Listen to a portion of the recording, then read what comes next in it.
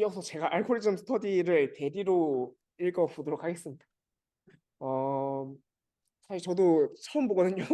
그래서 이제 예, 네, 설문조사가 있었네요. 혹시 알고리즘 스터디를 신청하신 분은 이 설문조사 한번 찍어서 해주세요. 아마 저도 참여를 했었던 것 같으니까 찍어보도록 하겠습니다. 네, 일단 이거를 설문조사를 하는 동안 멘토분들을 소개를 해드릴게요. 잠시만요.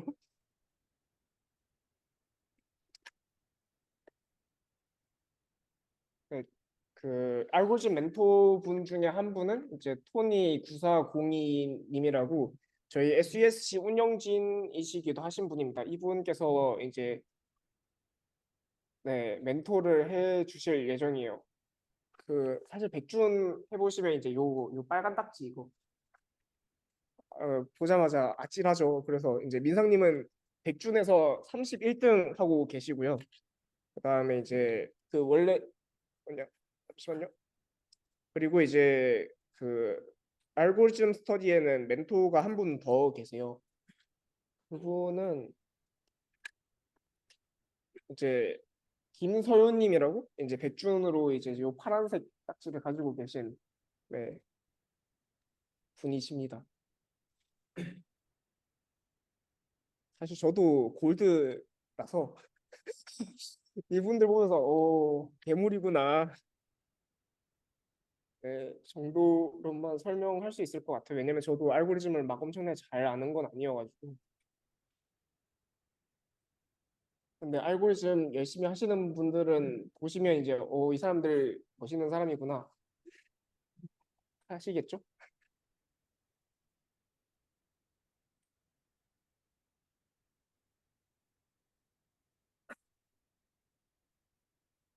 그러면 이제 지금쯤 다 되셨을 거라고 예상하고 다음으로 진행해 보도록 하겠습니다.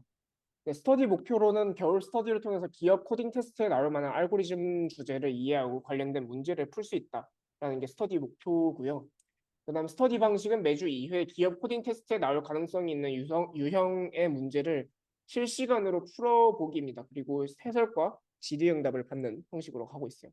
그리고 랜덤하게 뽑지 않고 멘토들이 직접 문제를 보면서 이제 관련성이 높거나 풀어보면 좋은 문제들로 추천을 하는 것 같습니다. 그 모든 문제 플랫폼은 이제 백준 온라인 저치 플랫폼을 사용하는 것 같네요. 그리고 스터디 방식으로는 먼저 이제 백준 가입을 아직 안 하신 분들은 아래 링크를 통해서 가입을 해 주시면 좋겠고요. 그리고 이제 그룹에 들어오시면 여기 보면 이제 뭐 SESC 그룹에 초대하는 링크인 것 같습니다.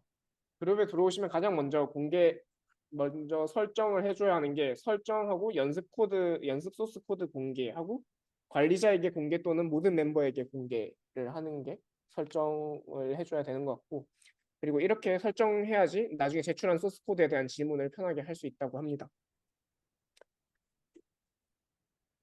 네, 이거 방금 전에 본 거 같은데, 네, 이 링크를 통해서 이제 그룹에 가입 신청을 넣어주면 될 것 같고, 뭐지? 방금 본 거 아닌가?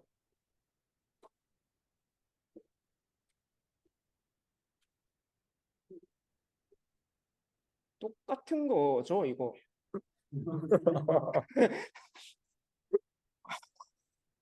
네, 일단 스터디 방식으로 시간은 그 방금 전에 뿌려진 구글 설문조사 결과를 취합하여서 결정이 되고 매주 2회씩 8문제를 뽑아서 그룹 안에 있는 연습을 통해 실전처럼 대회 형식으로 진행합니다. 제한 시간은 3시간이고요. 그 후 각 문제당 해설과 질의응답을 진행합니다. 1시간 정도 하는 것 같네요. 그래서 스터디 방식 중에서 이렇게 질문하면 안 된다라는 게 있는데 백준 몇 번 왜 틀린지 모르겠어요. 이러면 이제 어디서 알려드려야 될지 몰라요 라고 하시네요. 사실 그렇죠. 이제 몇 번 왜 틀린지 모르겠어요. 이러면 사실 네, 여러 가지 케이스가 있기 때문에 어디서부터 알려드려야 될지 모를 수 있고요.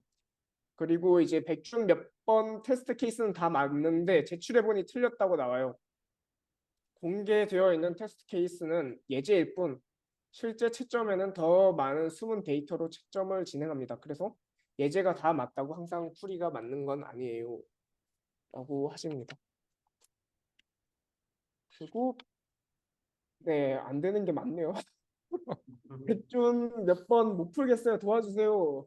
문제 접근부터 어떤 어려움을 겪는지 문제를 해결하기 위한 알고리즘 또는 자료 구조를 파악했지만 응용해서 어떤 어려움을 겪는지 몰라요. 약간 저런 식으로 질문하면 어떻게 도와드려야 될지 모르겠다는 말씀이죠. 그리고 풀이는 맞는데 시간 초과가 뜨네요. 시간까지 고려해서 풀이를 생각해야 합니다.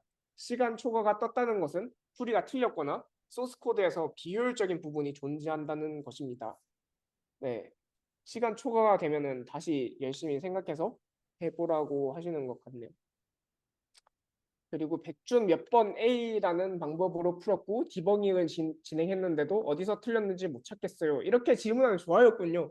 네, 이렇게 질문하면 좋아요였습니다. 그래서 이제 이렇게 질문하면 문제가 틀렸으면 어디서 코드를 잘못 짰는지 풀이가 틀렸으면 반드시 본인이 스스로 먼저 체크를 해보고 디버깅을 해봐도 모르겠다면 그때 가서 질문해 주세요 라고 하시는 것 같습니다. 그리고 백준 몇 번 A라는 풀이로 접근했고 시간 복잡도는 B라 제한 시간 C초 안에 돌아간다고 판단했어요. 근데 제출해보니 시간 초과가 뜬다고 하네요. 시간 복잡도로는 시간 초과가 뜰 수 없는데 어디서 시간 초과가 발생했는지 모르겠어요. 라고 했을 때는 풀이 사용한 알고리즘 시간 복잡도, 공간 복잡도와 함께 질문해 주세요. 그리고 코드에 주석을 통한 설명을 추가하면 더욱 좋습니다. 뭐 이런 폼으로 질문하면 더 좋다. 그리고 더 답변 받기 쉽다라는 게 라고 하시는 것 같습니다. 그리고 주의사항으로는 백준 문제에 대한 솔루션이 구글링하면 나오잖아요. 그래서 이제 대회가 끝나고 충분한 고민을 해보기 전에 먼저 검색을 하지 말아주세요. 그리고 충분한 고민을 해도 모르겠다면 그때 블로그를 검색해 보거나 백준 태그를 확인하거나 그 다음에 이제 멘토분들에게 질문을 해주세요. 그리고 이제 공간 복잡도와 시간 복잡도는 최대한 계산해 보려고 노력해 주세요. 처음에는 당연히 힘듭니다라고 하십니다. 네, 스터디를 수강하기 위한 필요한 선수 지식으로는 파이썬, 자바, C++, 러스트 등 문제풀이에 사용될 언어에 대한 지식이 필요하고요. 그 다음에 자료 구조 같네요. 큐랑 스택이랑 링크드 리스트 같은 자료 구조를 알아두고 이제 스터디를 참가하시면 된다고 하십니다. 공부 자료로는 실전 알고리즘 인데요. 이거는 블로그 여기 링크와 유튜브 링크, 그다음 기터브 링크, 요 바킹독이라는 분께서 만드신 자료라고 합니다. 슬라이드 자료뿐만 아니라 유튜브의 강의 그리고 소스 코드 등이 제공이 된다고 하네요. 왜 이래 많아? 공부 자료 그다음에 나동빈님 그리고 무료고 책은 유료라고 합니다. 기터브로는 이제 이분은 유명하니까 네. 그리고 이제 유튜브도 더 유명하신 분이죠. 그리고 이제 나동빈님께서 이것이 취업을 위한 코딩 테스트다 with 파이썬이라는 책을 발간하셨고 책에 대한 내용으로 강의를 유튜브로도 제공합니다. 근데 이제 최근에는 이분이 아마 대학원생이신 걸로 알고 있는데 본업이 바쁘셔서 꾸준한 업데이트가 진행되고 있지 않다고 하십니다. 그리고 패스트 캠퍼스에도 무료고 강의는 유료라고 합니다. 그 다음에 이제 이거는 예, 이렇게 유호성님께서 패스트 캠퍼스 강의를 찍을 때 사용하신 자료라고 하시고요. 그 다음에 이제 강의는 예, 이거고 유료라고 합니다. 강사님께서 뽑으신 문제에 대한 C++, 자바, 파이썬 솔루션이 존재한다고 합니다. 네, 이 모든 PPT들은 저희 그 디스코드 공지에 들어가면 있거든요.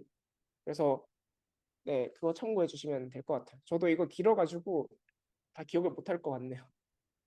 그리고 공부 자료로 코드 트리라는 것이 있는데 이제 국제 정보 올림피아드 국가대표 출신인 이승용님께서 만든 알고리즘 공부 사이트라고 합니다. 이것도 되게 유명하죠. 그리고 이거는 시각적인 설명이 많아서 이해하기 쉽고요. 그다음에 기출 문제는 무료로 풀 수 있지만 기출 문제를 제외한 나머지는 유료라고 합니다. 네, 이게 이렇게 이제 알고리즘 스터디에 대한 발표는 끝이 났고요. 다음으로는 어, 고도 엔진 한번 하실까요?